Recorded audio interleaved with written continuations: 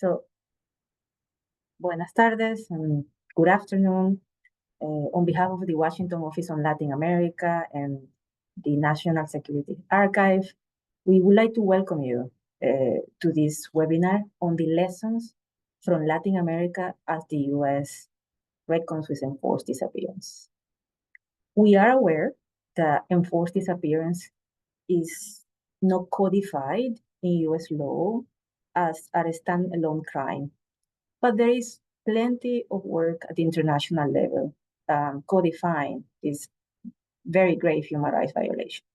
The International Convention to Protect All Persons from Enforced Disappearance defines this grave crime as, and I quote from the convention, any arrest, detention, or any form of deprivation of liberty by agents of the state or groups acting with the authorization of the state, followed by a refusal to acknowledge the deprivation of liberty or the fate or whereabouts of the disappeared person.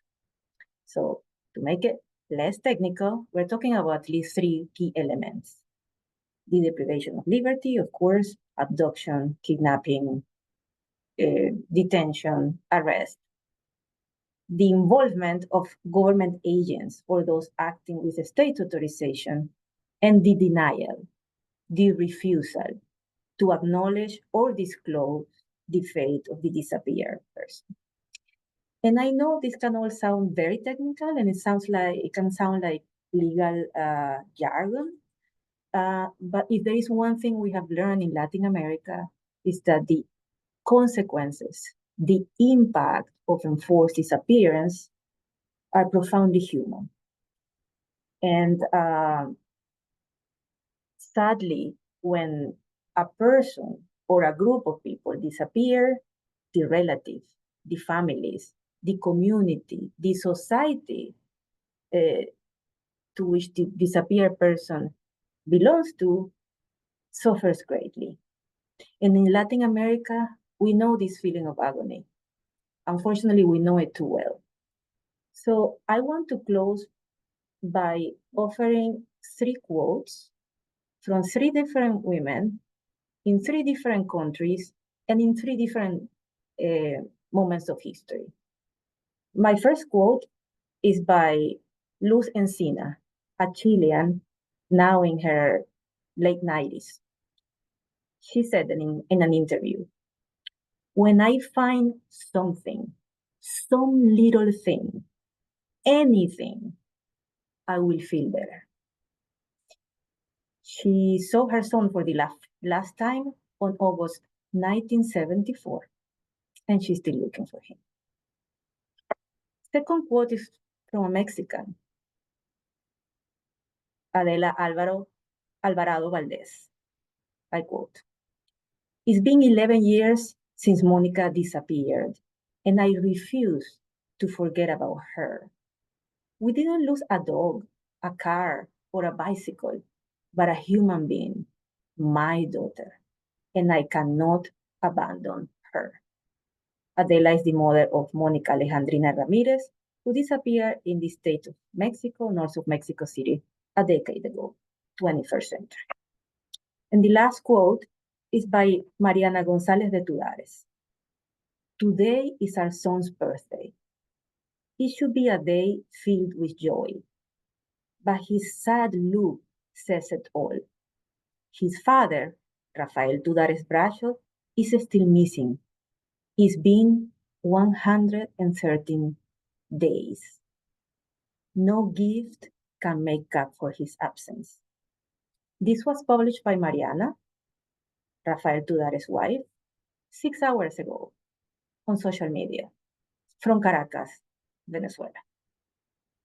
So if there is anything to take from these three quotes from three different women whose relatives and loved ones disappeared at three very different types of history in three very different countries, is that it really doesn't matter when a person was disappeared, in what context the person was disappeared, 50 years ago, 10 years ago, or 2 weeks ago. Enforced disappearance is painful. It is a tragedy for families, but also for societies. And it's not just a human rights violation. When a government commits enforced disappearance, when a government takes citizens or others in their territory outside of the protection of the law, this is a warning for democracy. And that is why we're here today. Because speaking about the painful lessons of Latin America to the United States is sadly now necessary. And I really thank Marcela, Mercedes, and Juan for being with us today. And of course, my colleague, Adam Isaacson from WOLA, and the great Kate Dole, who will be leading this webinar for agreeing, and for organizing together with WOLA, because we're doing all of this together, this conversation. To be very honest, I can tell you that just a few years ago, we probably never thought a webinar like this would happen. So since we are here, we need to discuss it and we need to understand what lessons we can learn. So with that, I give the floor to Kate Doyle, a senior analyst of U.S. policy in Latin America at the National Security Archive, who is a good and dear friend of WOLA and of many Latin Americans because of her extensive experience in the region, documenting for years, atrocities from what death squads did in Guatemala or El Salvador to genocide and other serious crimes under international law. So, Kate, the floor is yours, and everybody, once again, thank you for joining us today. Thank you so much, Carolina, and also our colleague Adam Isaacson, with whom we really did put this thing together. Let me just make a very short reflection on why we're gathered here today, and then I will explain very simply the format of how we're going to talk and introduce our panelists one by one. First, our speaker, Mercedes Torretti, and later I will, when Mercedes is done, I will introduce Juan, and finally Marcela. But let's talk about what's happening today. The Trump administration's assault on immigrants has left many of us in the United States confused and dismayed. How do we make sense of this? It's impossible to read the actions of US government agents seizing men, women, and children for detention and deportation without due process through the lens of immigration policy. We have all seen the images of masked security forces swarming a student outside her home, a mother driving with her kids, workers in a restaurant kitchen. To take them where? ICE, DEA, ATF, CPB, local police, they don't always say where. They don't always inform their relatives that they've taken them. They don't always allow that person to contact their lawyer. They don't always bring them before a judge. And now they don't even always imprison them in the United States. For those of us working in Latin America, the actions of Trump's security forces ring a deeply disturbing bell. We can't help but connect what is happening in our country right now, today, to a long history in the Americas of the use by states of enforced disappearance to punish people considered dissidents. In Latin America, that could mean armed guerrillas or suspected subversives. More often, it meant students, professors, journalists, investigators, indigenous activists, opposition politicians, lawyers, priests. But if the region has a dark history of disappearing its perceived enemies, it also has a proud and powerful tradition of fighting back. People mobilized, they organized. They invented strategies to protest the disappearances, demand information, hold hearings, fight in courts, create new laws, search for the missing, expose injustice, and tell the rest of the world what was happening. That's why we've invited these three experts, these colleagues and friends, to speak to us today. These three people have direct experience with forced disappearance and its impact on society. We need to hear from them. We need to learn from their histories. We need to pull lessons from what they have to tell us about how to fight back here.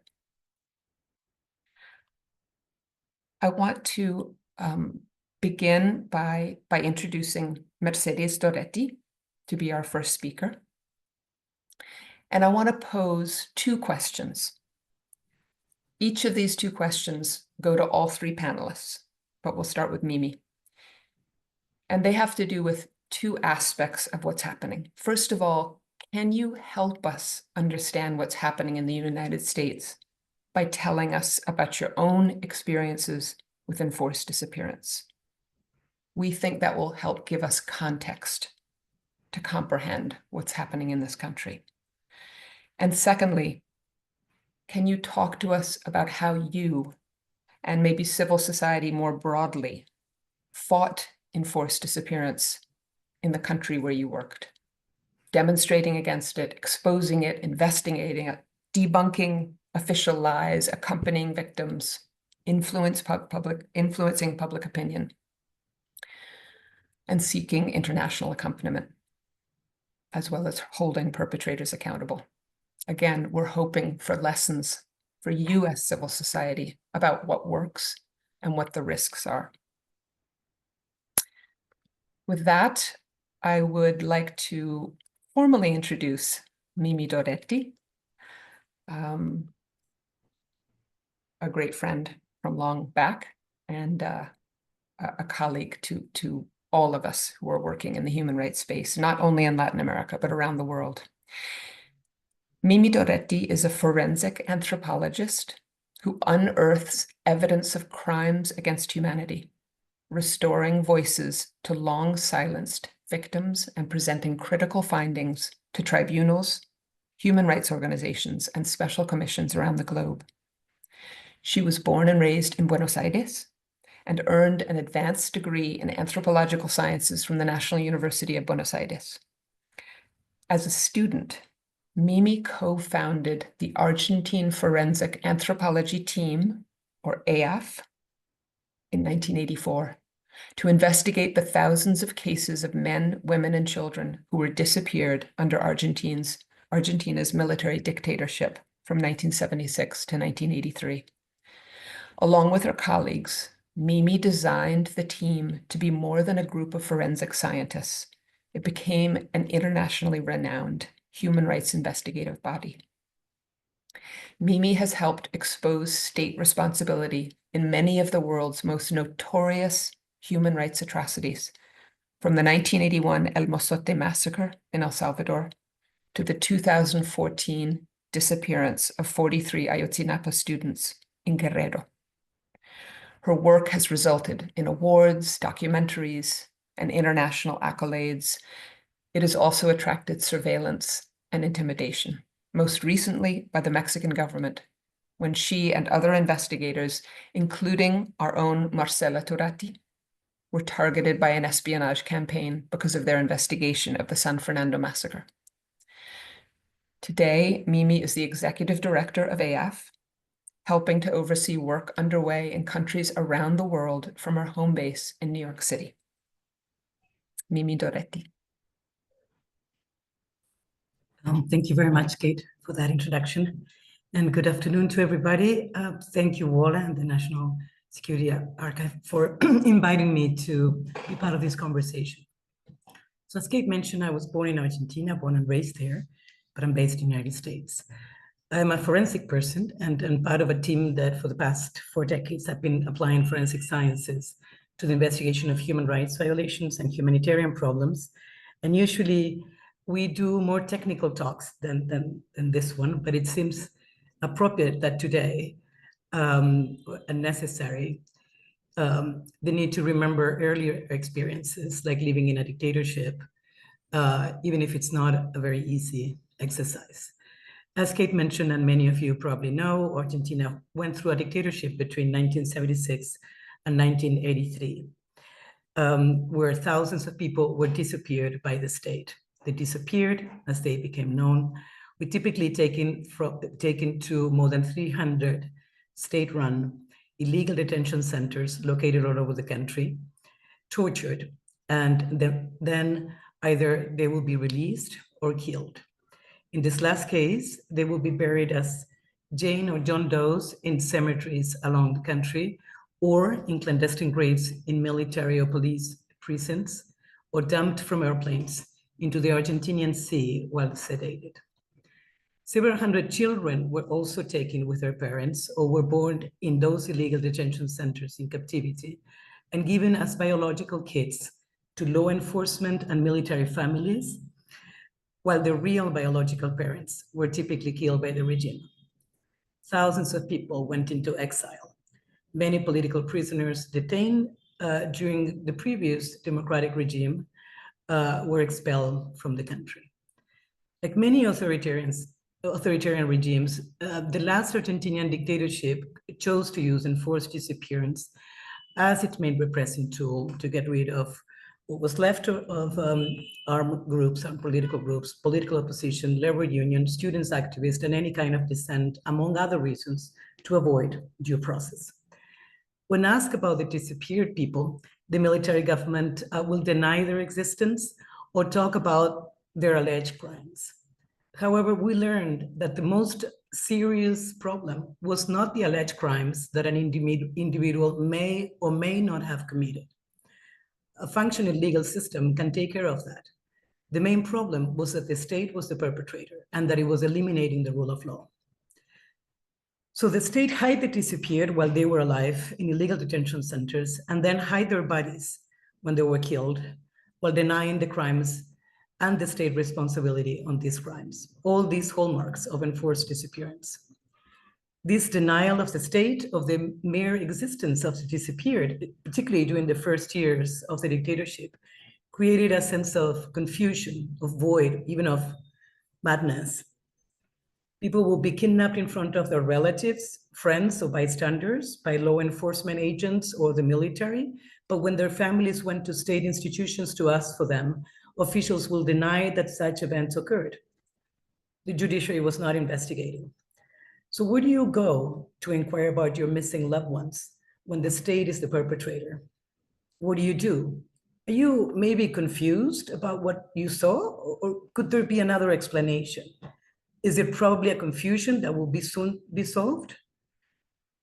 Moreover, in Argentina, military government, like in other authoritarian regimes, reversing the responsibility of disappearances on the disappeared individual actions or on his or her family or social context is very common.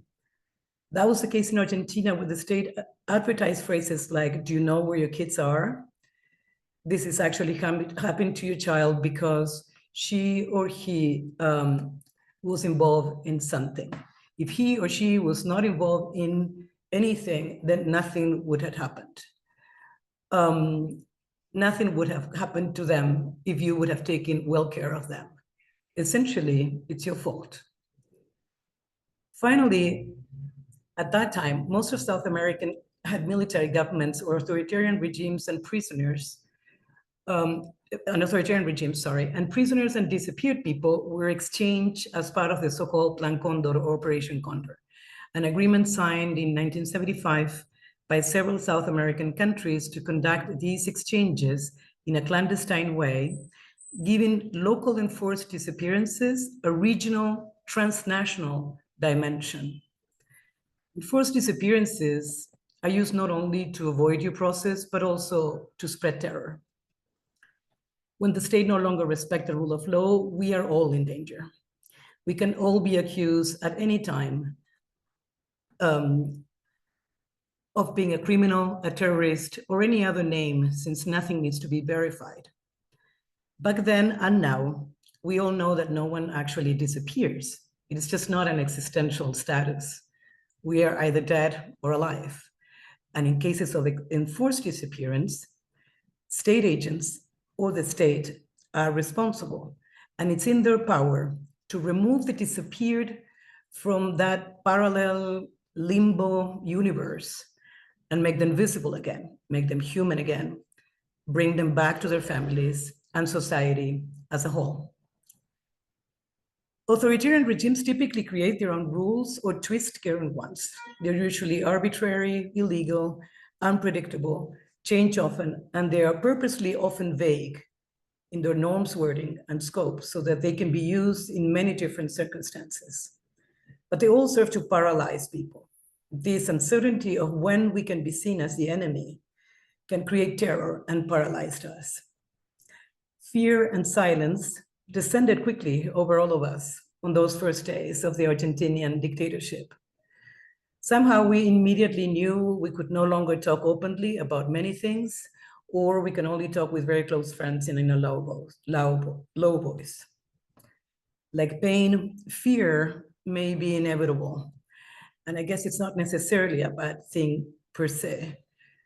It's mostly an alert sign. And what we do with it or despite it, it's a different story.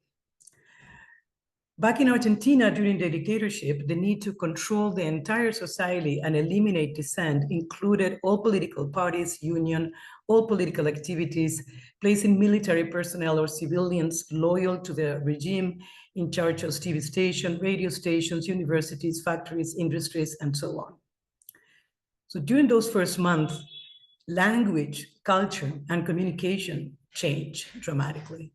Some words were key to the government discourse. For example, anybody with left-wing ideas or simply against the dictatorship was a subversive or a terrorist, someone that was against Western, civilized, Argentinian Christian values, whatever that means. The military government publicly called itself the National Reorganization Process. List of words, songs, books, movies were forbidden. State censorship and self-censorship were widespread. I guess the concept of Hannah Arendt about the banality of evil inevitably apply at many levels of society when you implement something of this dimension.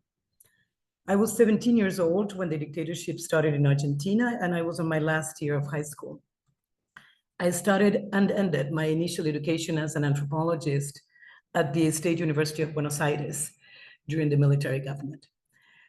Social sciences were seen by the dictatorship as a focus of left-wing subversive ideas. The deans and professors from most state universities, and there were very few private ones at that time, have to comply with new curricula. Some careers like sociology were closed, period. Anthropology had a very restricted acceptance range, 40 students a year only. And I entered during that year, and the following year, the acceptance was closed. They call it zero entrance. Content and pedagogy methods were changed too. We were not allowed to read or talk about major authors, like Lévi-Strauss, for example, because they were considered subversive. The anthropology we studied stopped in the 1930s.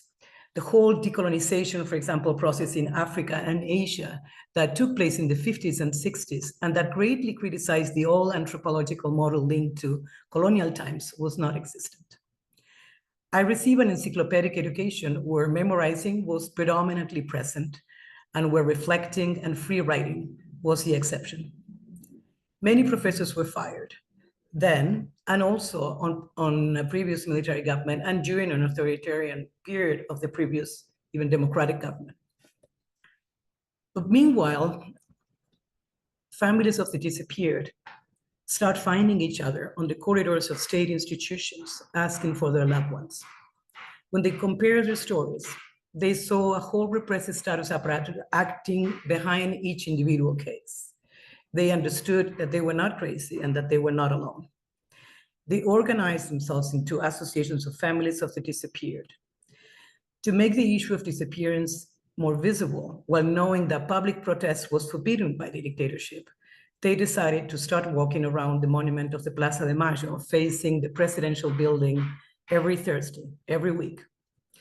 They decided that only the mothers in each family will do this because they were more, and the husbands will stay reading, pretending to read the newspapers on benches around the square because they were more likely to be arrested by the police.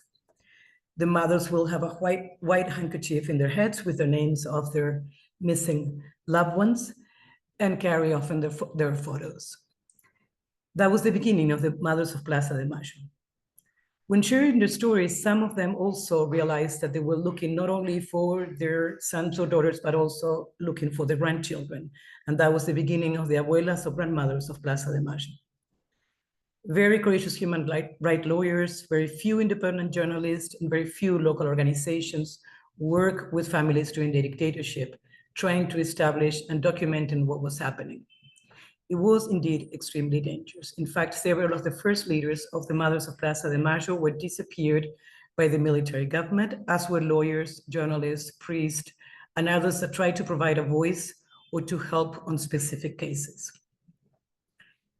All of them also look for international attention, contacting foreign press, intergovernmental bodies like the Inter-American Commission for Human Rights, the United Nations body, friendly governments, religious leaders, and so on, to try to intervene and to document what was happening. And through these actions, they created what we would call today a human rights ecosystem of families, lawyers, NGOs, activists, journalists at the national and international level to make possible for the general public in Argentina and abroad to know what was happening. So the initial fact-finding case documentation came from civil society, challenging the official story.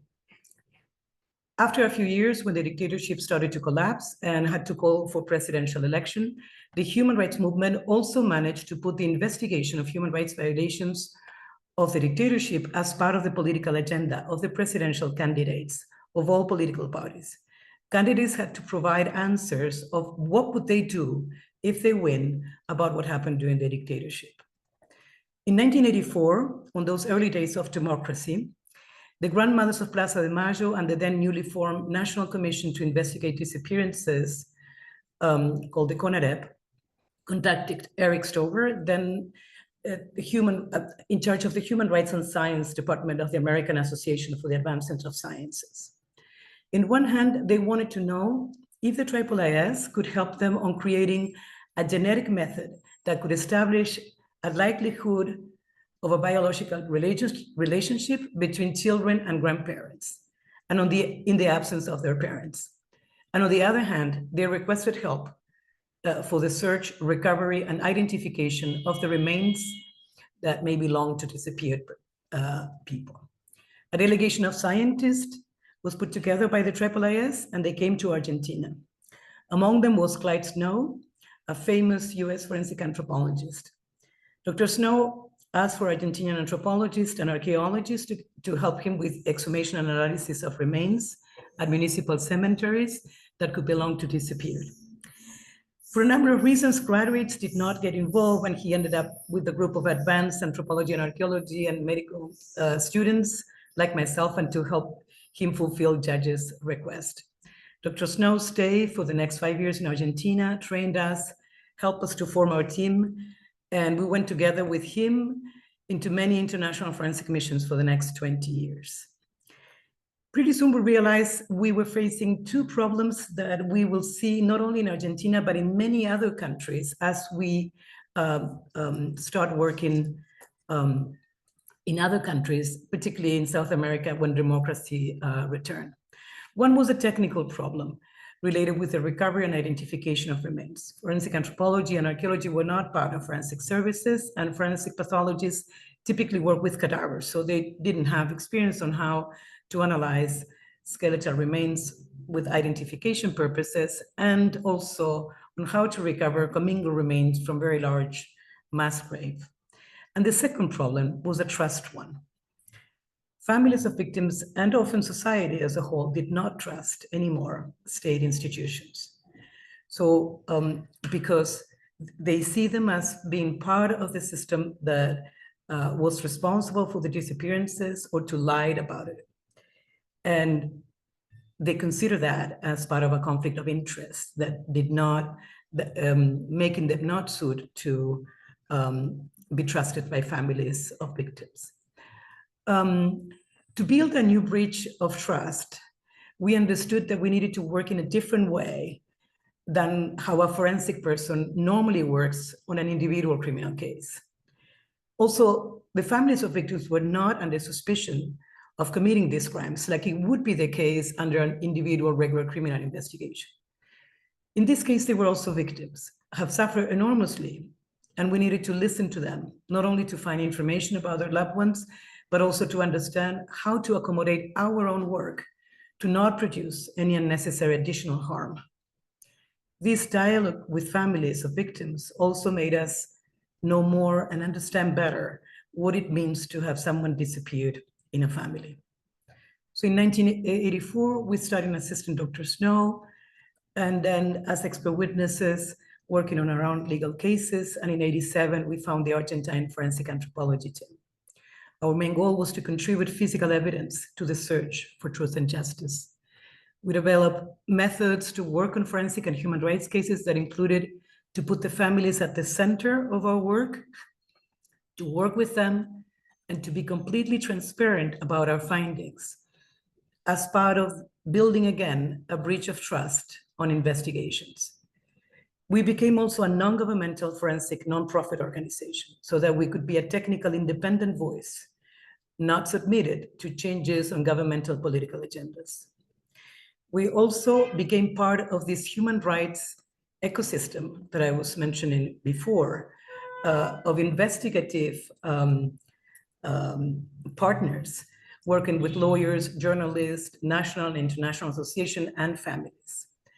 In order to search for the disappeared, we not only needed also to do actual forensic work, but also we realized we needed to investigate what the state have not investigated, or the judiciary, which was, in our case, all the state bureaucratic institutions related with records with recording death, like morgues and cemetery records, death certificates, and registry office, among others, indirect sources of information, then we will cross with background information from and forensic evidence that we'll gather from families or from our own investigations. Mimi?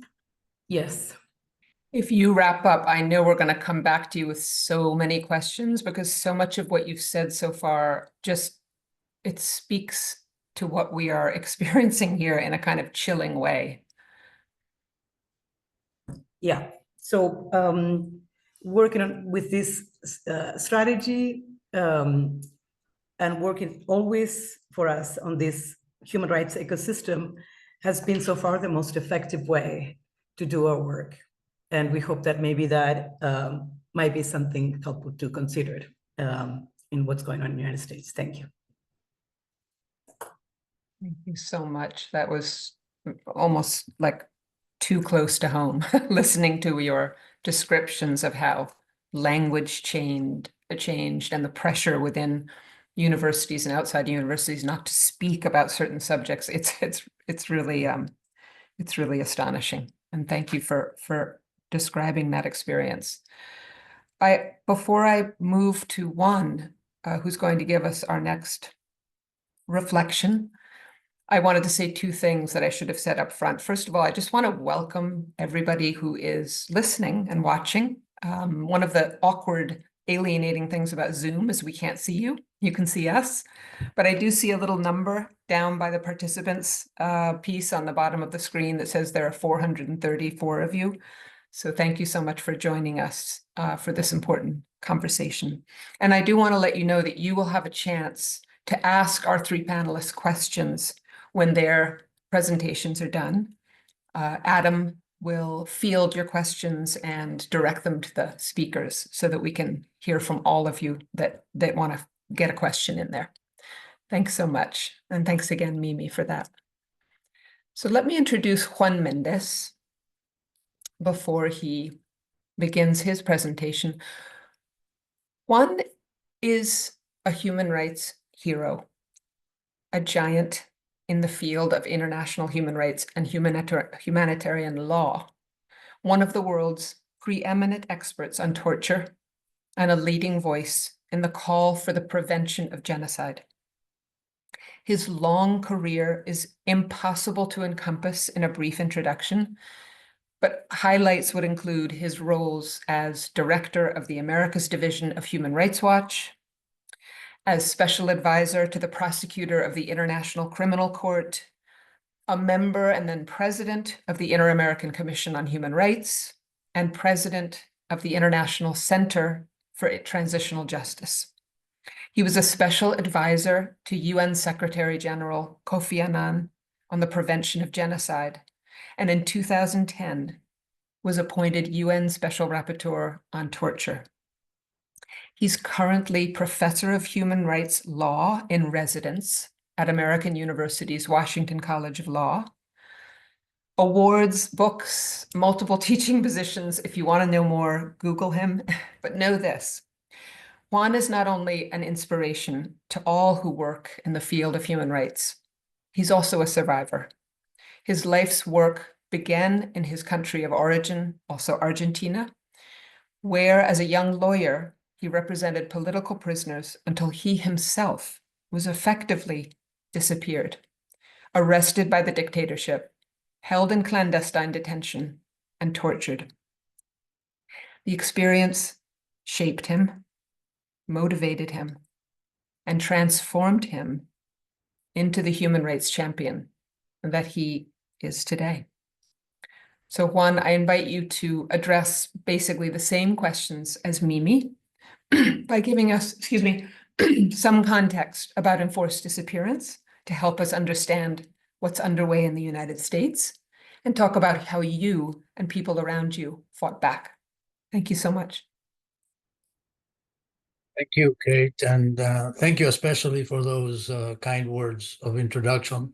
I also want to express my gratitude to Washington Office on Latin America and the National Security Archives for inviting me to share some views on this and congratulate both of the organizations for the idea of bringing this kind of experiences to light as we face these problems of arbitrariness in enforcement of immigration policy.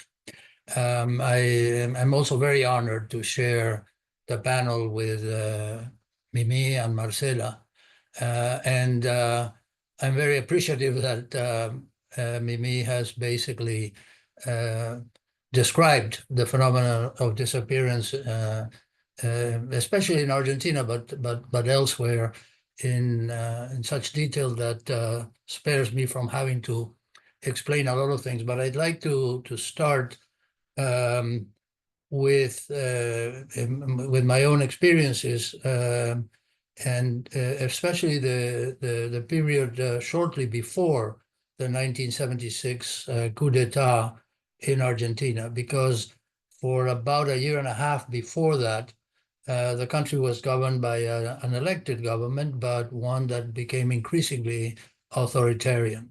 And in fact established a state of emergency, state of siege, as it's called in our constitution, as early as November of 1974. But, obviously the state of siege allowed the government to arrest people and don't release them immediately. But it also marked the beginning of death squads and kidnappings that then, in many cases, ended with corpses strewn around in parks and in abandoned places. With signs saying this is for doing this or for doing that, and for being enemies of the state, etc. So I was a practicing lawyer at the time, and it was very, very difficult to counter this. Fortunately, there were several of us all over the country who were willing to do this work as soon as families and others reported to us that somebody had gone missing. It was the practice of the law enforcement bodies at that time very clearly assisted by the armed forces as well, was to detain people without warrant and to move them around, transfer them from detention center to detention center, which made it very difficult for families to know where their loved ones were, but also for lawyers to locate them, and even for courts to be able to issue writs of habeas corpus to locate the person and determine whether the detention was lawful or arbitrary. Because even under the state of siege, the detention had to have at least some rationale behind it. So that was the work that us lawyers needed to do in very difficult conditions, going from police detention center to police detention center, knocking doors of judges in the middle of the night. And of course, as you can imagine, in time, it became even harder to get this done. But at least at that time, there was still the possibility of getting a good judge to do the kind of work that I'm discussing. And it was not altogether that difficult to locate the whereabouts of someone who had just been detained or had been detained a few days earlier. That basically meant that we could interrupt the torture sessions. Almost everyone was tortured at the time, at a time when it was still possible to save their lives and also to spare them that kind of suffering. But as you can imagine, after the coup of March of 1976, that was the kind of thing that was not possible to do anymore. Because at that time, the military forces that took over the country established this policy of disappearance, this practice and policy of disappearance that became the hallmark of the repression under the most recent military dictatorship in Argentina. As you said, Kate, by then I was already in custody myself. So I didn't work so much on cases of permanent disappearance. But I did have the experience of joining many other people in the prison where I was held who had been disappeared, like me, for a few days. Actually, in my case, I was one who, thanks to my lawyers and my family, my clandestine detention lasted only a few days, but in many other cases, it could last easily a couple of weeks or more. And especially after the coup, because I remained in prison after the military coup for another year, many people who had been arrested after the coup and held in clandestine detention centers and concentration camps around the country came to the prison where I was held, so I could hear their stories, their tales of what had happened to them and how they had survived it. In Argentina, the largest number of the disappeared are permanent disappearances. So, but there is still a number, and thankfully, the number of people who survived is enough to establish a pattern of what really happened in those places, and we have very valuable testimony from survivors of the disappearances. But at the same time, I wanted to highlight the fact that in Argentina and in other countries, we're talking about a permanent situation of someone whose fate and whereabouts sometimes for months, sometimes for years, and sometimes for decades remains unknown. But we're also talking about people who are temporarily disappeared. And temporary disappearance basically is also, contemplated in international law as Carolina was saying earlier. International law has a very good normative framework describing disappearances, and it includes both permanent and temporary disappearances, in both cases as a very, very serious human rights violation. So when we're talking about disappearances, we still I mean, temporary disappearances, we're still engaging with the factors that Carolina described. State agents conducting the clandestine arrest, and people being held without being registered and without notifying families, and particularly held in incommunicado detention, that is, without the ability themselves to call their families, to alert them to what's going on, or to call a lawyer to get legal advice. And this practice of transferring people from detention center to detention center is also a hallmark of disappearances, as condemned and regulated by international human rights law. I also want to mention the fact that I was lucky enough to be expelled from Argentina relatively early on. I spent 18 months in custody, but at least because of international solidarity, I was able to be released much sooner than many others who were in exactly my same legal and practical situation. And so when I came to the United States in 1977, I immediately joined what we now call the human rights movement, and I was able to learn about, first to mobilize as much as I could and mobilize friends and colleagues in favor of people who were disappeared in Argentina, or who were disappearing, because of course in those years there were still disappearances were still raging in Argentina and in Chile and in Uruguay, and I would say especially in Guatemala, which seems to have inaugurated the practice of disappearances even before the Southern Cone. But in that capacity, I was able eventually to join the human rights movement. As you mentioned, Kate, I was I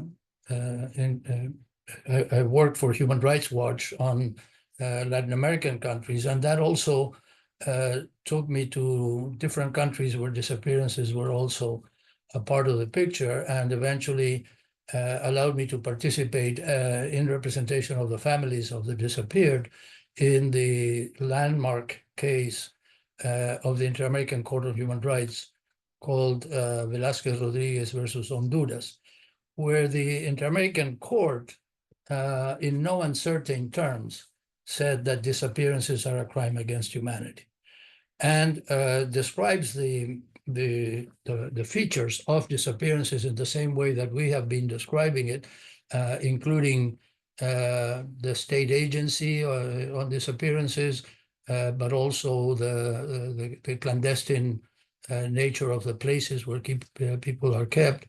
And it also describes disappearances both in terms of permanent disappearances, where the fate, we all agree, has to be considered the death of the person, but also temporary disappearances, which I think is a phenomenon that we don't necessarily associate with disappearances, although the international law does very much, condemn it and also I would like to say that international law now, with the conventions on disappearances that many countries have signed and ratified, and with mechanisms to fight disappearances in the Inter-American system, but also in the universal system of human rights protection, including special rapporteurs on disappearances, working group on disappearances, but also treaty bodies like the Committee on Disappearances. And so we have a very good, legal framework that it actually is informed by what we learned the hard way by having to fight disappearances and to go side by side with relatives who were looking for their sons and their husbands and wives and daughters, and they were trying to locate them, but also to, return to them their status as members of society and individuals whose dignity should not be ever taken away from. So I think this international legal framework allows us to condemn practices, and also it does establish certain obligations that states have. And one of them, of course, is to register detentions the minute they happen and not delay any time. Second, to not ever to use places of detention that are, kind of close to the public and unknown to the public. Third, to let the institutions of the state, particularly the judiciary, know about the detention, so that an analysis of whether it's warranted or not can be made. But most importantly, to allow the person deprived of liberty for the possibility of communicating with family and with lawyers of their own choosing. All of that is essential to combat disappearances, both temporary and permanent. But I also think that, just as Mimi was saying, even that is not enough. We also need mobilization. We need civil society. We need every man and woman who cares for the fate and whereabouts of every other human being to have their voices heard, have their voices resonate, so that the state pays a price for violating the human rights of people that they perceive as opponents, or for any other category in which disappearance, the policy of disappearances is used. And finally, I want to say that perhaps we don't really need to describe what happens to the person who is under disappearance, because everybody can imagine what it is. But I have to say that the Inter-American Court of Human Rights in Velázquez Rodriguez versus Honduras classified the disappearances as a crime against humanity for very good reason. When it is a widespread or systematic attack on the civilian population, it is a crime against humanity. And those people who are responsible for it will sooner or later have to face criminal prosecution for engaging in this kind of detention. And I also would like to say, and with this I'll finish, that disappearances are torture as well, because the person who is deprived of contact with the family, the person who doesn't know what's going to happen to him or her, the person who doesn't know when this detention will end, the person who is in incommunicado detention, perhaps even in solitary confinement somewhere where nobody knows where they are, that person is being inflicted pain and suffering of a mental nature, even if no physical torture may be happening, of a serious enough nature that makes it meet the definition of torture that we all agree on, and that it is a violation of the Convention Against Torture, of which the United States is also a party. Thank you. Thank you so much, Juan. There were so many concrete lessons to be had from what you just said, and we really appreciate that. I just would note that both Mimi and Juan have pointed to this sort of creating expertise in a field where there was none. And that's something that I think we need to think about here in the United States as well. We don't have expertise in this. We need to create it. Let me now introduce our third and final panelist, Marcela Turati. And after Marcela speaks for about 15 minutes, then we will open the floor for questions with Adam's help. And I see there's already some good questions flowing in. So thank you so much for that, audience. Marcela. Marcela Turati is one of Mexico's finest investigative journalists, a winner of multiple press awards, including the Maria Moores Cabot Prize, and a co-founder of the investigative nonprofit Quinto Elemento Lab. Her career as a reporter with Proceso magazine and other Mexican media has always centered human rights, social development, and the impact of state repression and drug violence on its victims. In 2007, she founded Periodistas de a pie, Journalists on Foot, a journalism network dedicated to supporting reporters covering conflict, defending freedom of expression, and training colleagues in ethics, personal safety, and cybersecurity. Marcela's own reporting is increasingly focused on people missing and disappeared in Mexico. She did some of the most vital reporting on the Ayotzinapa case, for example, and she currently serves as a coordinator of a major investigative project called ¿A dónde van los desaparecidos? Where did the disappeared go?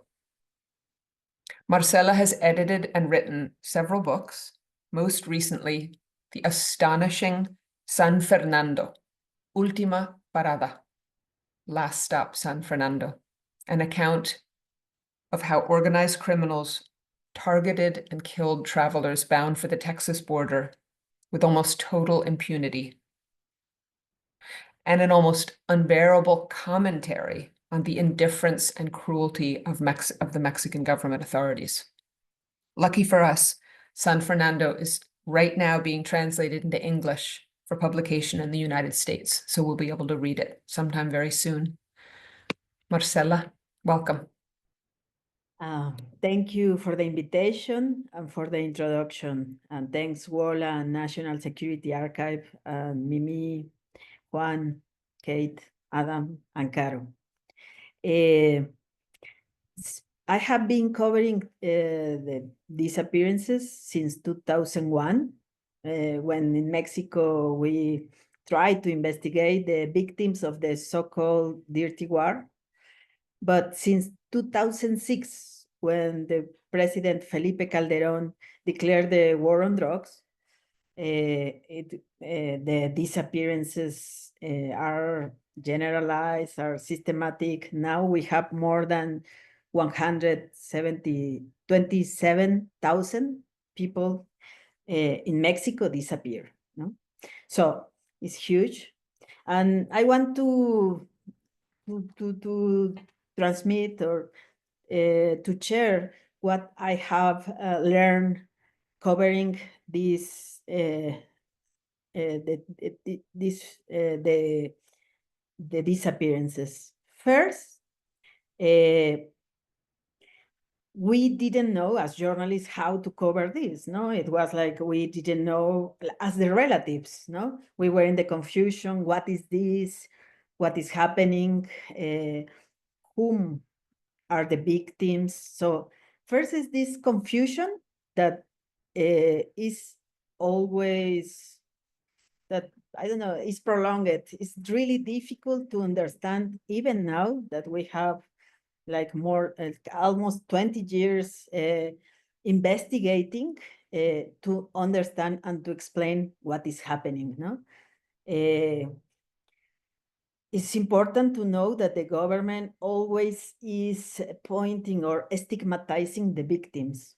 It's always like saying it's because they made something bad, maybe they are criminals, maybe they provoked the detention, or so this is one of the things creating this confusion and this uncertainty it's really difficult for the relatives to do something. To first, you don't know where to go, how you can name this, if this is a detention, if it's a kidnapping, it's abduction, you don't know. So In Mexico, for example, at the beginning, we said it was a levantón, like a pick up or get up. I don't know what is the translation. The people were levantados, no? And not disappeared. With the time, we journalists understand that it's really, really important to name the things as they are, no? These are disappearances because this is important because the government have to explain these disappearances. They have to explain, and the government have responsibilities in the international level. If for that reason, we have to change and to learn how we can refer or write about this, no? So I was telling the first, we don't know if these were temporary, if the people made something wrong, it is kind of the rule of law and we don't know everything. Later, we saw also that the families, the relatives, didn't know what to say, no? The other question is, it will affect me if I denounce? I have, what if I protest loudly and my parent will be punished, no? So the first days or weeks, almost months or years, many times the relatives are only like in this confusion and fear, not knowing what to do. If it is good for the victim or for the people who was disappeared to say it loudly or not, no? And what I have learned, the most important in Mexico is, for me as journalist, is to stay close to the victims. And in Mexico, we had an experience that it was really, really important. Since 2010, I think, some human rights NGOs and some of the collectives of the victims, the new collectives of mother searching for their relatives, they come together and they did some workshops to exchange different information. First, to try to understand what was happening, no? The data, to try to find patterns, that was important. So we can detect that in the north of Mexico, we have a lot of people disappearances and which characteristics or have these new victims, no? Also, the relatives create their own networks, bonds, ties with other organizations, no? And we together try to give or to bring sense of what was happening, no? We also having people from other countries who explain us, for example, Mimi was there, who explain us how this have been, what have happened in Argentina, in Chile, in Colombia, how we can name this, or what others have learned about this, about the disappearances. Also, this was a space to process psycho-emotionally what was happening, more in the psychological and emotional way, because it's really, really important that the victims also have this kind of spaces where they can talk about what is happening, because it is the start of a really long process of asking justice, no? And they have to be, and we all have to be like really strong. Also, we start like seeking these patterns and finding that there are some mechanisms of the state have some mechanisms to create this confusion, to stigmatize, to evade their own responsibility, no? Other thing that is important is the spread the rights of everybody have as human beings. Many times we don't know that we have some rights, no? Because for us it's really new. So this about the legal framework, the international mechanisms, how to push governments or to do something, or what the victims can do in the another levels, no? Later, no. And also we can see that this is a path, long path full of obstacles and lies. The government always is trying to hide information. The government is always trying just to lying, saying, naming this in a different way. No, it's not a disappearances, it's other thing. Maybe they are criminals, they deserve to be in jail, but the people has rights, no, have rights, and we have to remember all the time and use this, all the information, the data that we have to protect and to prevent and to fight, no? This is a really long process, and the families, the relatives lose the innocence. They feel disappointed about their own government. And it's also that is really difficult to process. It's really difficult to losing the faith in your government, knowing that the government is against you, no, and the rules are different. So, and you have to be prepared for that reason. Is really, really important. This about creating connections and creating networks. For example, with journalists, we created our own collectives and our own networks. We have a network of journalists who cover disappearances. So in these groups, we share information, sources, and we train ourselves in these topics, how to understand what is happening, how to investigate it, how to name it, no? Because it has different impact. It depends how you name it. Is the responsibility of the government, how to take care of ourselves, of our also of the people that we interview, how to take care of the information that we collect, and the survivors also. It is really important, the people who are witness, how we can take care of the witness, no? How to interview victims also is really important.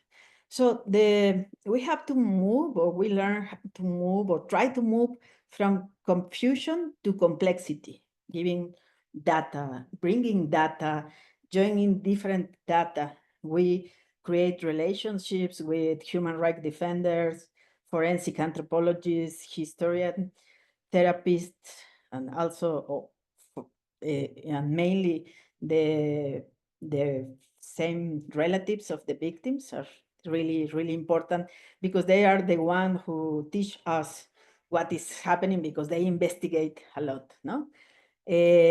So also as journalists, we all the time we are questioning ourselves what is needed, how we can help relatives in this process, what information we can, we as journalists have access, a normal public don't have. So what information is needed that we can find. And for example, we created a chatbot, SocorroBot is the name. It's in WhatsApp, and it's a chatbot that, and with another organization of data organizations. And in this chatbot, we help people when somebody's disappear in Mexico. This is giving you the instructions of where to go, which are your rights, where is the address of the Procuraduría or Fiscalía, what kind of files you have to fill, also where the relatives, other relatives close to the place where your relative was disappeared, who can help you in that, for this moment. So this is like a quick response to when somebody say that my son is not answering the phone. So we have this chatbot giving instructions of what to do. No, also we find data, for example, the mass graves or unidentified bodies data that we publish, and we do memorials for the victims. Always we try that the people understand that the victims are not, that have rights, and it's not a problem, even if it is a criminal, it has rights, and it has not to be disappear, and it's not that the government have some rules. There are rules of law that the governments have to, the states have to take care of.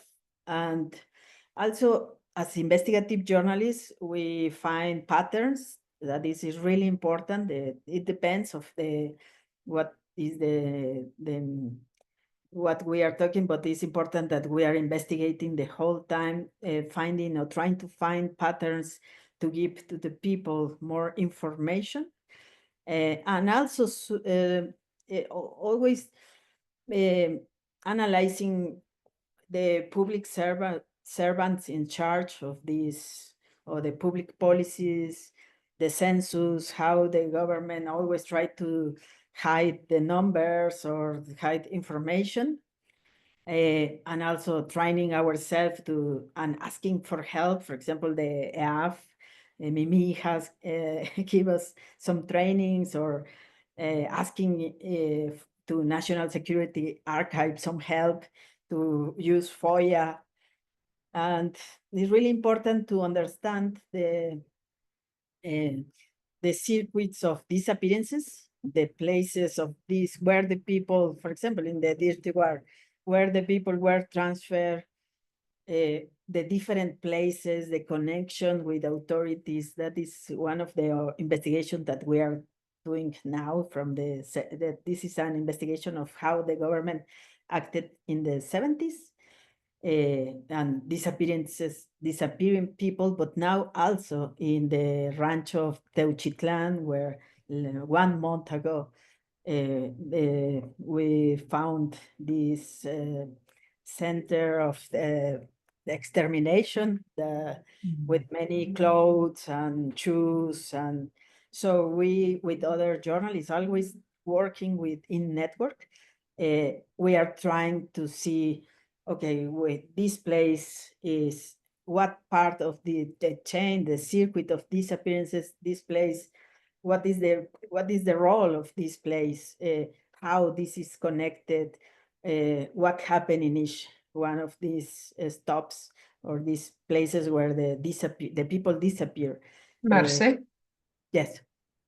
So let's wrap yours up, because I see that there are already 25 questions in the little question bot. And I just want to say that your experience, which is so current and contemporary, is connecting so perfectly with experiences that Mimi and Juan were talking about from 25, 30, 40 years ago. It's reinforcing this idea that we need to learn from each other on what strategies to come up with to deal with. I especially love your chatbot idea to create a WhatsApp group. This is something we could do here among some of the migrant aid mutual support groups, and other organizations. So I thank you for that. Do you want to say one last thing as a concluding line before I cut you off and turn to Adam for the questions? Yes, only the enforced disappearances is when the state or the public servants are involved in this crime of disappearances. But also, you can talk about enforced disappearances when the public servants don't prevent, allow these disappearances, don't investigate when the people present a denounce, and don't do what the government must do. So it's not only that the army abducted or the army that makes some detentions. It's also the enforced disappearance also is about when the state don't do what must that is obligado to do, no? 100%. That is exactly right. And I think that's a really good lesson for us as well, because, you know, Juan was addressing this. Forced disappearance doesn't only take one form. It's not only when the military disappears someone and that person never shows up again. It can be a temporary disappearance. It can be a disappearance by an organized criminal group that the military or police either colluded with or never investigated. The state has that obligation as well, as you say. So I think that's really helpful to us because we're seeing a completely different form of disappearance here, but equally urgent to address by civil society. So thank you so much, Marcela. Also Juan and Mimi, thank you so much for your initial statements. Now, we only have 15 minutes left or even less to this session. And there are now 30 questions in the box. I'm going to turn this over to Adam to open up the round of questions, but I want to ask the three of you and Carolina, would you be willing to stay for 15 extra minutes to listen to more questions? And if one of you has an obligation, we could just stick with whoever remains. I mean, I just love to keep the conversation going if you're willing to do that. I don't know if you can. Juan? Okay, great. Mimi, is that okay with you? Marce, is that okay with you as well? Sorry. 15 minutos, 15 minutos. Yes. Okay. Muchas gracias, Marcela. Bueno, Adam, let me turn over the round of questions to you, and maybe you can get us started with your own question. Sure. I guess I can stay an extra 15 minutes too. I should just clarify at the beginning, a lot of people have been asking whether this will be available later. Yes, we will have the video on YouTube and hopefully embedded. I will make sure that it's embedded in the original event page for this, and I'll share it on social media. It should be, we're going to do our best to make sure this video is unavoidable for people. Okay, so we have more questions than we can get to. We clearly designed this event for a smaller group, but I will do my best. And clearly, this is a sign that we should make this a series as resources allow to have more of these discussions. I'm going to do a very really insultingly bad job of trying to combine many of the themes that were raised in the questions here into one sort of mega question to sort of launch you off. And I want to focus more on not as much on research and the legal or judicial aspect of this, but as the communications and storytelling and audience reaching aspect of this, which is what a lot of activists and a lot of groups like ours often end up doing. So, you know, in that area, I mean, what are some of the tools the human rights ecosystem has? We can talk about the justice system, and Luis Bernal had a question about, you know, in a country that still has a relatively independent justice system. Juan Mendez talked about this a lot too, that you could still find judges you could work with. That's something. But you know, right now, even our own courts are having a very hard time getting straight answers out of the Trump administration, and they're having a hard time even having their orders complied with unless they're super specific in those orders. There's the inter-American system. Christina Mani asks, and I think there's other questions about the inter-American system. Of course, the United States doesn't recognize the jurisdiction in a way that is binding on it, but it is still a space. We have a legislature here that is somewhat independent, but really I think we're in a situation where our Congress, all we can do now is build capacity and educate people for later action. Right now, as we hold this event, the House Judiciary Committee is drawing up legislation that will throw $45 billion at detention and $14 billion into deportation, among other similar items. So they're headed in a different direction in our legislature now, which really throws us into, you know, there was a question from somebody from Chile, Jimmy Teethan, saying, could we fight for laws? Eventually, yes, but we have to prepare the groundwork. And how do we do that right now then? I mean, there's a lot going on in the courts, but then bringing back to my question about communications, Pamela Yates asked, sort of, how do we nip this in the bud while our society is largely free before it gets worse? And others asked, I think Natalie Cadwallader asked, when the victims are non-citizens and they have less privileges than those of us who are citizens, you have a population that is in much less danger than the other for now. How can we use communications and storytelling to sort of represent those who cannot represent themselves right now because of the retribution that they are more likely to get as non-citizens? Should they organize or should they speak up? And in that communications realm, more specifically, what audiences matter most? I mean, a lot of us right now are smaller organizations. We occupy niches. Most US public opinion doesn't even know what a forced disappearance is. There's a long way to go to reaching the general public. So what is your power analysis of where are the levers for getting these stories out that matter the most? I mean, obviously the military. Obviously, the military, what am I talking about? Obviously, the media, you can tell where my mind is. Obviously, the Congress, the legislature, academia has a big role in forming public opinion about this. Organized people, Matthew Block had a good question about the sanctuary movement and the role that it could play in the United States. Sub-federal actors like Angelina Godoy has an interesting question about whether you can lean on a county airport through which the planes go to try to stop things there and shine a light on, if deportation planes or disappearance planes are going through another sub-state or local jurisdiction, how could that be useful? Allies in other countries, what are some of the more powerful audiences for getting out, information, especially now, unlike maybe, during the dirty war periods in South America, there's still a possibility of getting information out. You're not in an information blackout yet. We have the internet and social media now, but of course Mexico does too right now. And so do the people doing the disappearing. But how are those useful in a way that they might have been had they existed in the 1970s? And what's a respectful way to tell stories for people? I mean, we're hearing almost every day there's a new story about a parent separated from their child, or children with cancer being sent back to Honduras. Kilmar Abrego García, so many stories are coming out now. How do we keep people from being numb, and how do we make sure that they stay? They don't just go for a news cycle and people forget until the next outrage.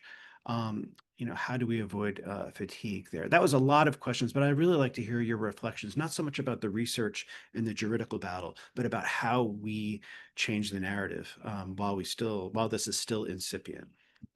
Thank you for listening to that very long question. And I would suggest we go in the same order that we went before with Mercedes first. And while you do that, I'll be concatenating all of the amazingly good questions that are coming in right now.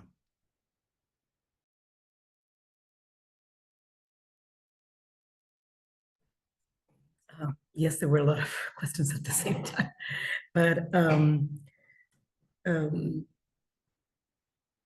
I guess I will reflect a little bit on the storytelling and what to tell and not tell. Not from a journalist point of view, because I'm not a journalist, but from the work that we normally do with families. I think it's extremely important to get the stories of families in the press, in the media, so that we all can understand better what it is, what's going on, and to understand what it is for the specific families, what they go through. But at the same time, it always has to be with their consent, obviously. I mean, because it's their decision, right? In terms of their security, how far they want to go. I think Marcela can know about different exercises in which government will also use those stories to change the stories and manipulate families, and So it becomes quite complicated as well. But with the consent of the families, I think we all benefit enormously from understanding better each of the cases and documenting them. I think that the fact that immediately the press is reacting, the NGOs are reacting, and for example, in the case of the people that have been deported to El Salvador, despite the government silence, there is much more information about who they are, and so on. It's extremely, extremely important. The deep documentation and publication of as much as possible, I think at this point it's crucial, precisely because there's not yet a complete blackout. I would just leave it there. Yeah. Yeah, well, thanks. I completely agree with Mimi on this. And I would say that storytelling can begin immediately. In the case of Argentina, where there was no access to, not much access at least to press, from the beginning, the human rights organizations started collecting material. In fact, had big archives. At the end of the dictatorship, the Nunca Más report by CONADEP, the National Commission on Disappearances, was possible because of those archives that were kept. And we have now a trove of material. Every day we are inundated with information. But keeping even information only from open sources can be very useful at this point, and will be much more useful later on. I also think we need to talk more with immigration lawyers and their associations, because they know much more how to get good information, and they have contact with their clients, so they have access to what actually happens in those clandestine detentions that they are suffering right now. Obviously, it would be great to have more information on what goes on in Bukele's, hellhole of a prison, but we will eventually know more about it as well. And I am really gratified to know that all the press that I read, not only here, in the rest of the world as well, they mince no words about conditions in that prison. In addition to the fact that they are there forever, that there's no way to have contact with family or lawyers, etc. So, and I think that is reflected immediately in the public understanding of what the real dimension of the problem is. I also think it's very important to keep track of the fact-checking that is being done very effectively by many media outlets, especially to expose the lies and the misinformation and disinformation that happens several times a day, as I can see it, and to keep track of why those things are not true. My final point is that, in fact, I think because we are living in a situation where we have a lot of free expression and institutions that are working, including the courts and including organizations like the ACLU, my sense is that the public understand, and this is led by what I read about the opinion polls. The public understands instinctively what we mean when we say there's no due process. These people are not giving a chance to challenge the detention. They're not giving a chance to go before a court, etc. I think fortunately the American public understands these things more clearly than we give them credit for. Yes, there are legal technicalities, but it's not nuclear science. I mean, it's common sense. Your liberty means that you have to be able to challenge your detention. Thank you.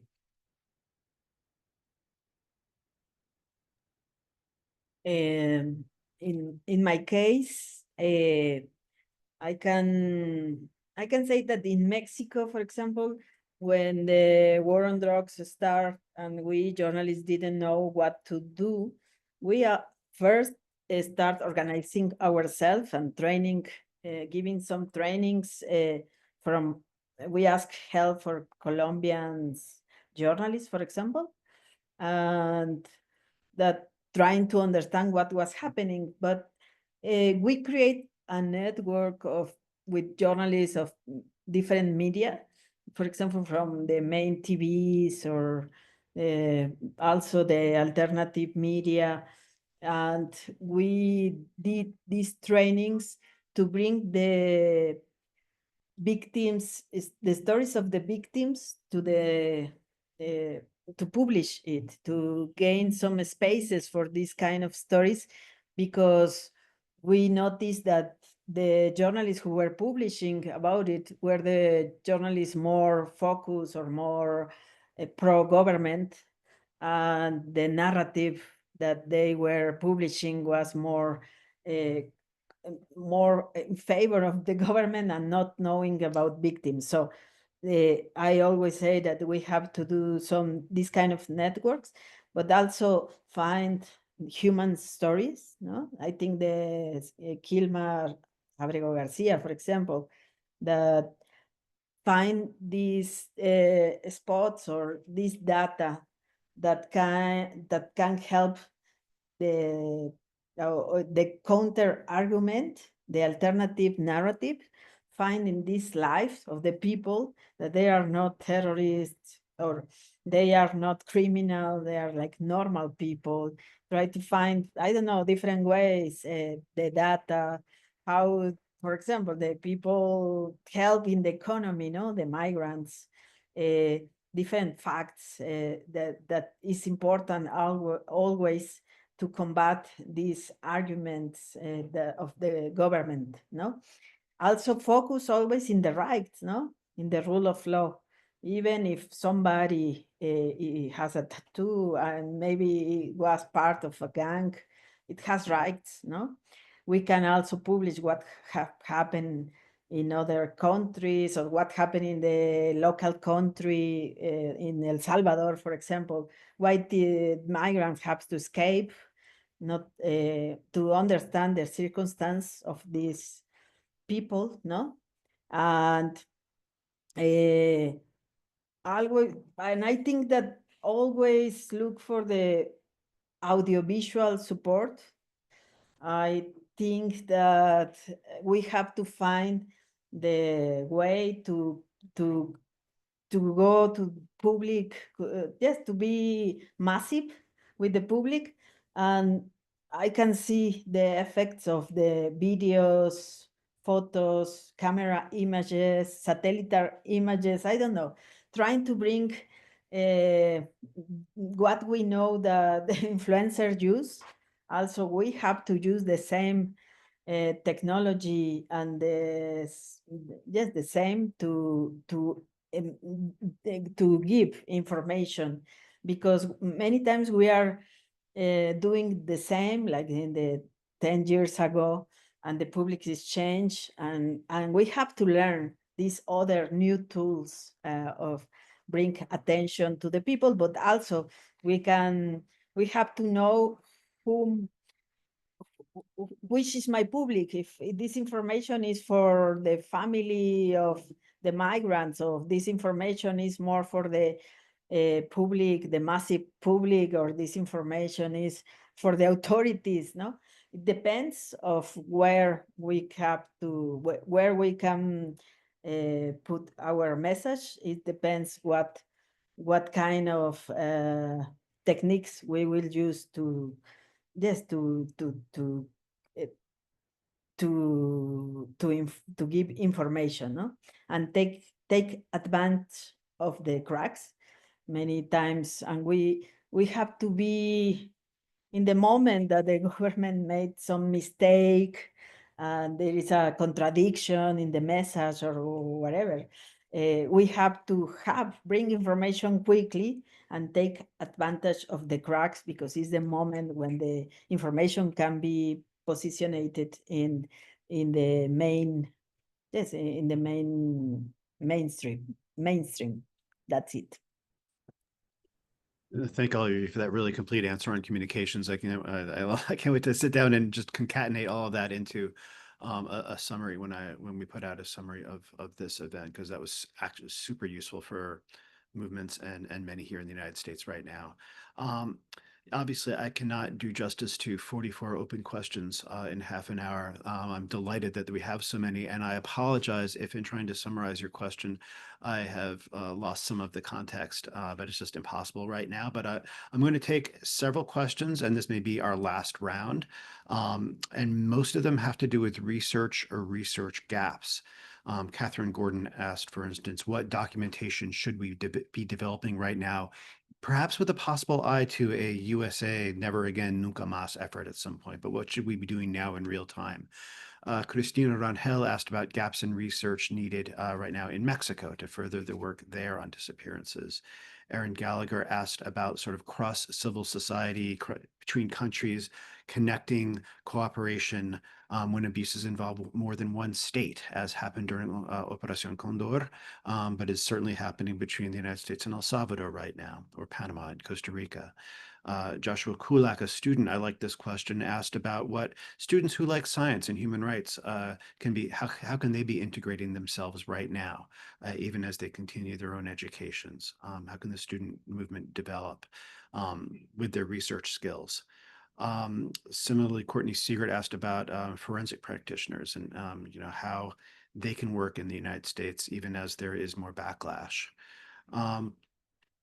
Catalina Scarborough asked about navigating social media, keeping in mind a lot of the security and safety risks associated with that. You don't have to answer all of those, but I saw at least a very broad thread going through a lot of those questions about research needs and in this climate. And then finally, maybe I would leave you, if you'd like to address the question from our former executive director, Joy Olson, what do the panelists find most alarming about what is happening right now in the United States? And maybe we'll stay in the same order, which is working so well, and I'll turn it over to Mercedes. And also at this point, if you do have any final reflections, please do share them as we go into our final few minutes. Thank you again for all of your time today. I like to be the first one all the time. Anyway, which one to tackle? I guess research gaps and forensic practices. We work at the Argentine Forensic Anthropology team. We also have a program that we've been working for the past 15 years on missing migrants. It's essentially a program that tries to create a transnational regional mechanism for migrants that go missing on their migration road to the United States from Central America, Mexico to the US. And now expanding more to the south, including the Darien Gap, and people coming through that, not only from Venezuela and Colombia, but also from some African countries, some Asian countries, and so on. There's an enormous amount of information that needs to be still be much more precise about the dimension of the problem, how many missing migrants we actually have, how many remains that are found on the migrant road may belong to migrants. How do we disaggregate data, particularly, with the ones that have disappeared in Mexico, because their fate and it's mixed with the local disappearances, and there isn't a disaggregation, a clear disaggregation, so that we can search for migrants in a more effective way instead of dealing with all the local disappearances and the international disappearances happening at the same time in the same territory. We think there's a strong need to start disaggregating searches by the type of people that are disappearing, because your search is different. And one thing is to look for a person that disappeared in a state in Mexico and had no intention to migrate. So you would look to, particularly to the person could have disappeared in that state. And a different thing is to look for someone that was going to the United States and left El Salvador, and the last time he or she went in contact with her family was in a Mexican state, and you have to, go through the entire international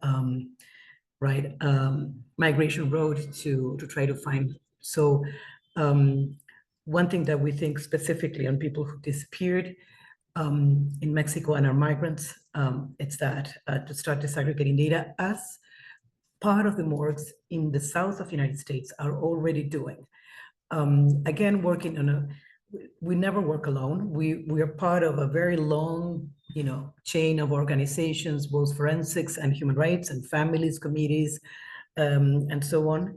And in the south of United States, we also have a forensic coalition that we work together with excellent forensic people, both in universities and morgues, that we're constantly exchanging information, and that is helping us. But we need way more research and disaggregation of data in order to be more effective to find these people that have disappeared in the road. I guess I would leave it there. I was more dedicated to missing migrants this time. I would say that the most alarming aspect of the situation is the fact that high-ranking officials are hinting that they don't need to pay attention to court orders. And I hate to sound overly legalistic, but I do think that the last resort that we have in the rule of law is the independence of the judiciary. And the independence has to be understood as, when courts, issue orders within the realm of their faculties and powers, they have to be respected. I mean, the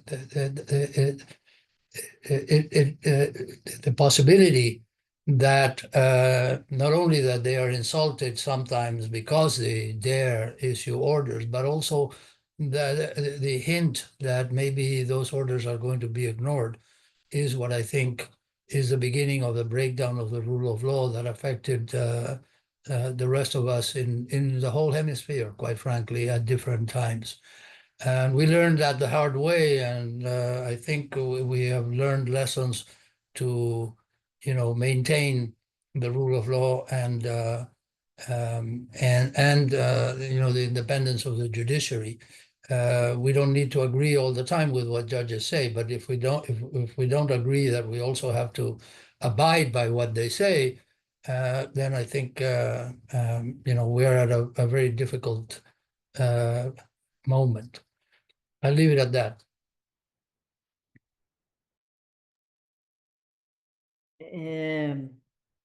I think I answered the last question, but maybe what I can advise, it's important to be close to the collectives of the victims or the collectives who support these kind of victims, and be aware, I don't know, like trying to bring different kind of information, not only focusing one topic, I don't know, bring different angles to construct these cases and to bring attention to the public and investigate all the patterns.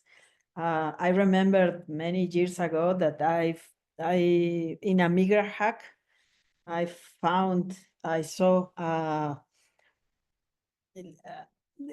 this map that bring a lot of information of migrants who were detained by ICE and how each one were moved around the country and how these go to another country and what time and how many time they spend, how many days or weeks they spent in different jails. I think it was impactful. So we can bring all this information and, as I saw before, move from confusion to complexity. Try to bring data to that the people that made understand that the people understand the problem. That.